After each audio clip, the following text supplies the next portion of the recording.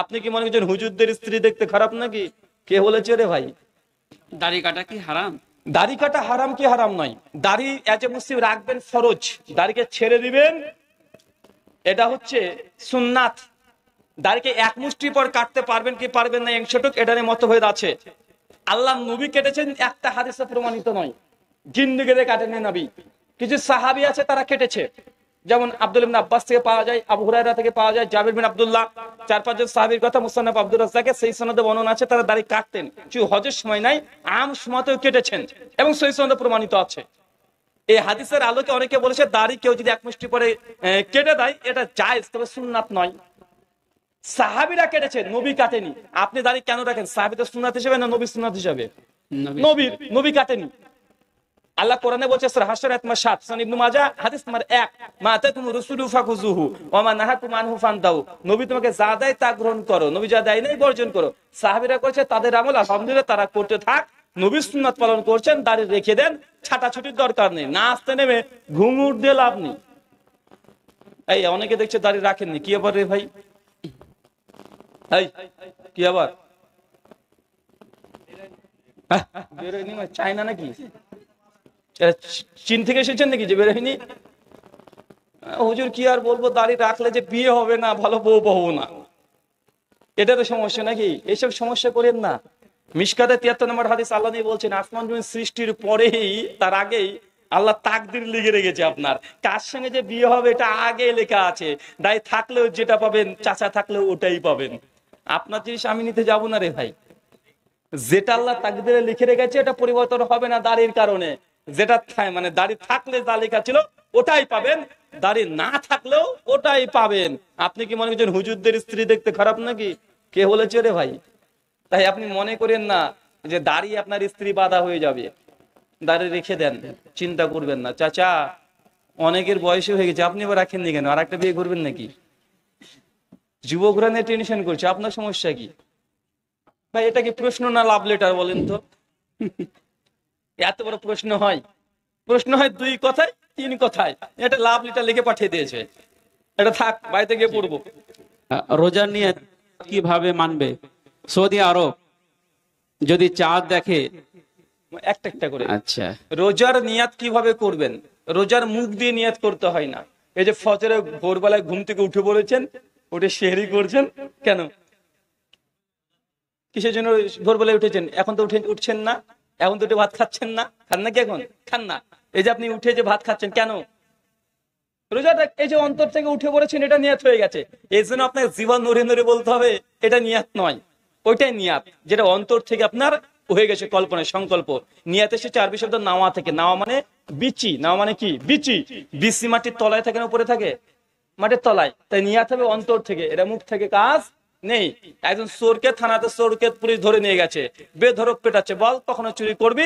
চোর মুখ দিয়ে চিৎকার করে বলছে স্যার ছেড়ে দেন, জিন্দেগিতে চুরি করবো না। আর মনে মনে বলছে বেটা ছেড়ে দে, তোর বাড়িতে আগে করব। চোরের নিয়াত কোনটা? ও মারের ভাই মুখ দিয়ে বলছে না স্যার করবো না করবো না, আর মনে মনে বলছে বেটা এত মালিক ছেড়ে দেখ, তোর বাড়িতে আগে করবো। নিয়াত কোথা থেকে হয়? অন্তর থেকে। শুকরিয়া। দুদর্শন তাড়াতাড়ি দ্রুত।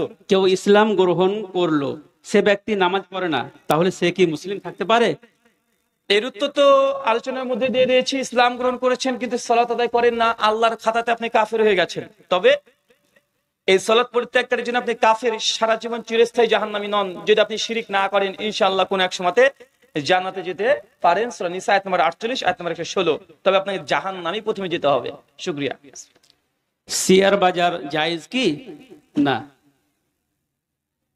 শেয়ার বাজারের অনেকগুলো সেক্টর আছে, তাই কোন সেক্টরে আপনি ডিপোজিট করছেন সেটা না জানা পর্যন্ত এর উত্তর দেওয়া সম্ভব নয়, আগে বিস্তীর্ণ বলতে হবে। শুকরিয়া। রমজান মাসের শেষ দশকের নিয়তে ইতিকাফ প্রবেশ করার পর তার পরিবারের কেউ মারা যাওয়ার কারণে তা ভঙ্গ করলে তা কাজা আদায় করতে হবে কি? যদি হয় তবে 10 দিনের নাকি বাকি দিনগুলি? যদি ইতিকাফ করতে নিয়াত করেন 10 দিনে থাকবেন, তারপরে দেখাচ্ছে বিশেষ কারণবশত আপনাকে বাইরে যেতে হয়েছে, মৃত্যুর ব্যাপারেও কিছু কিছু ওলামারা বলেছে মাটি দিয়ে আবার এসে ইতিকাফে ঢুকে যেতে পারে। কথা বুঝতে পারছেন? আবার ইতিকাফে ঢুকে যেতে পারে, এটা ব্রেক হবে না। তারপরে বাকিটা আপনি চালালেন, কিন্তু আপনি দেখছেন যে না মাটি দিয়ে এসে আপনার মসজিদে প্রবেশ করলেন, দাদা কাজে আদায় করতে হবে। যে কয়টা দিন আপনি ব্রেক হয়েছে সেই কয়টা দিন। শুকরিয়া। এখন কিছু লোক এসে নিজেকে ঈসা আলাইহিস সালাতু সালাম বলে দাবি করছেন, আপনার মতামত কি এখন বিষয়টি? কিছু মানুষ এসেছে যে নিজেকে ঈসা আলাইহিস সালাম দাবি করছে, আমার মতামত কি? এই লোকটাকে ধাক্কা মেরে ওকে ফিলিস্তিনে পাঠিয়ে দিবেন। যা, তোর তো এখানে কাজ না, তোর তো ফিলিস্তিনে ইহুদিদেরকে জবাই করা তোর কাজ, তুই এখানে আছিস কেন? ওকে লাথি মেরে তাড়িয়ে যা বেটা, তুই যদি ঈসা হবি তুই এখানে আসবি কেন? তুই তো ফিলিস্তিনে যাবি, ইহুদিদেরকে তুই হত্যা করবি, শুয়োরকে হত্যা করবে, কুশকে ছিঁড়ে ফেলবে, ইহুদিদেরকে হত্যা করে ফিলিস্তিন বাইতুল মুকাদ্দাস মসজিদ দখল করে নেয়া ঈসা আলাইহিস সালামের কাজ। আপনার পাড়ায় ঘুরে বেড়ালে জেনে দেখবেন এ বেটা হয় পাগল, একে আলী হোসেনের কাছে পাঠান, আগে আলী হোসেনের কাছে পাঠানো হতে, টাকা লাগলে আমাদেরকে বলবেন। জি। শেষ জামানায় ফিতনা থেকে কিভাবে বাঁচবো? শেষ জামানায় ফিতনা থেকে কিভাবে বাঁচবেন? ঘরের মধ্যে বসে থাকেন। আল্লাহ নবী বলেছেন সহিহ বুখারীর হাদিস কিতাবুল ফিতানের মধ্যে যে ফিতনায় এমন জর্জরিত হয়ে যাবে। হাদিস নম্বর 1878, 79, 80 নম্বর হাদিস। একজন ব্যক্তি দাঁড়িয়ে আছে, যে সে ব্যক্তি চলন্ত অবস্থার চাইতে ভালো আছে, আর যে দাঁড়িয়ে আছে তার চাইতে ভালো আছে যে বসে আছে, যে বসে আছে তার চাইতে ভালো মানুষ যে শুয়ে আছে, আর যে শুয়ে আছে তার চাইতে ভালো মানুষ যে ঘুমিয়ে আছে। মানে ফিতনা এত জর্জরিত হবে। আল্লাহ নবী বলছেন সেই সময় যদি সম্ভব হয় বাড়িঘর ছেড়ে দিয়ে জঙ্গলে গিয়ে গরু ছাগল নিয়ে ওইখানে খুঁটি মেরে বসে থাকো, ফিতনা এত ভয়ঙ্কর হবে। কথা বুঝতে পারছেন না ভাইজান? ফিতনা চতুর্দিক থেকে ঘিরে ধরবে, ইমানকে ধরে রাখা খুব কঠিন হবে। এই জন্য আপনাকে আমি 5টা জাস্ট বলে দিই। 1, 5 ওয়াক্ত সালাত জান চলে যাবে, মিস করা যাবে না। কথা বুঝতে পারছেন? 2, রমজানের সিয়াম মিস করা যাবে না। হারাম জান চলে যাক, হারামের সঙ্গে সংযুক্ত হবেন না। 4 নাম্বার, যত সম্ভব হয় নিজের পরিবারকে, আপনার যে পরিবারের মধ্যে ইসলামকে কায়েম করে রাখার চেষ্টা করেন। আর 5 নাম্বার, বাড়ির বাইরে অতিরিক্ত সময় কাটাবেন না। চায়ের দোকানে চাচা বসবেন না কাল থেকে, ওখানে টিভি দেখতে পাবেন না আপনি। বিড়ি সিগারেট পান জর্দা খেয়ে আপনি ওই কিরণমালার বোঝেন এসে বোঝে না দেখবেন মুখে একযোগ্য দাড়ি, আপনাকে ধরে আগে পেটানোর দরকার। শুকরিয়া। আচ্ছা, আমাদের এলাকায় মৃত ব্যক্তিকে ইদানিং দাফন করার সময় চিৎ করে শোয়ানোর পর ডান দিকে শুধু মাথাকে কেবলামুখী করা হয়, এই পদ্ধতি কি সঠিক? চিৎ করে শোয়ানোর পরে ডান দিকে ও কাঁধটাকে ঘুরে দেয়, এরকম কোনো হাদিস নাই ভাই। পুরোটাকেই ঘুরে দিতে হবে, এটাই সুন্নাহ। হানাফি, শাফি, মালিকি, হাম্বলি সবাই একমত। এটা ভারতের না, আপনি ওই ইসলামিক কান্ট্রিগুলোতে চলে যান, দুবাই, কুয়েত, কাতার, ওখানে তো হানাফির আছে, ওখানে কিন্তু ওইভাবেই সবাই, ওরা সবাই সবাই। ভারতে এই নিয়ম কোথা থেকে যে আসলো কে জানে। কথা বুঝতে পারছেন? পৃথিবীর অন্য কোনো জায়গায় নাই, এ ভারতেই, বাংলাদেশ, পাকিস্তানে, সাবকন্টিনেন্টে এগুলোতে পাওয়া যায়। এবারে সগিরের মধ্যে চিৎ করে শুয়ে দেয়, কাঁধ ঘুরে দিয়ে পাওয়া যায়, কিন্তু অন্য জায়গায় ডান কাঁধ হয়ে শুয়াতে হবে। এটা গোটা বিশ্ব জগতে সবাই আমল করে, আর এটা হাদিসের কথা। শুকরিয়া। আচ্ছা, জানাজা নামাজের পর দ্বিতীয় কেরাত নেকি মাটি দিলে কি পাবো, নাকি শেষ পর্যন্ত থাকতে হবে আমাকে ওখানে?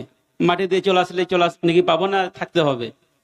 জানাজার কাজ কমপ্লিট পর্যন্ত, জানাজার মধ্যে অন্তর্ভুক্ত এটাও যে মাটি দেবেন, এটা একজন মুমিন ব্যক্তির হক। অন্ততপক্ষে মাটি দেওয়া পর্যন্ত অপেক্ষমান থাকবেন, জানাজার পরে মাটি দেওয়া পর্যন্ত অপেক্ষা করবেন, তারপর আপনি ওখান থেকে মানে চলে আসতে পারেন। কিন্তু আপনি জানাজা পরেই শুধুমাত্র চলে আসলেন, এটা উচিত নয়। শেখ আল্লামা নাসিরউদ্দিন আলবানী রাহিমাহুল্লাহ তার আহকামুজ জানাইজের মধ্যে বলেছেন যে একদম জানাজায় প্রথম গিয়ে ব্যক্তিকে দেখেছিলেন, তারপরে খাটিয়ার পেছন পেছন আসতে শুরু করবেন, জানাজা পড়বেন, দাফনের কাজে গিয়ে দাফনের শামিল হলেন আপনি, তারপর আপনি ফিরে চলে আসবেন, 2 কিরাত নেকি পাবেন, মানে 2টা উহুদ পাহাড়ের সমপরিমাণ নেকি পাবেন। শুকরিয়া। একজন মহিলা মাহারাম পুরুষদের সাথে কতটুকু পর্দা করতে হবে? মাহরমদের সামনে কতটুকু পর্দা করবেন? মুখমণ্ডল, হাতের কবজি পর্যন্ত খোলা থাকবে। যদি বাবা ভাই একদম রিলেটিভ ডাইরেক্ট রক্তের সম্পর্ক হয়, চুলের কিছু অংশ যদি বেরিয়ে থাকে আপত্তি নাই। কথা বুঝতে পারছেন? মাহরমদের সামনে যে একদম আপনাকে যে একদম আলখেল্লা ভাবে থাকবেন এমনটা নয়, ওখানে স্বাভাবিক পর্দা, মাথাতে মেয়ে আছে বাপ আছে, মাথায় পর্দা দেওয়া থাকলো, সুন্দর শালীন একটা পোশাক থাকলো পরনে, যেন আমার বাপ মার সামনে আবার দেখাচ্ছে হাফ প্যান্ট পরে ঘুরে বেড়াচ্ছে, এরকম যেন আবার না হয়।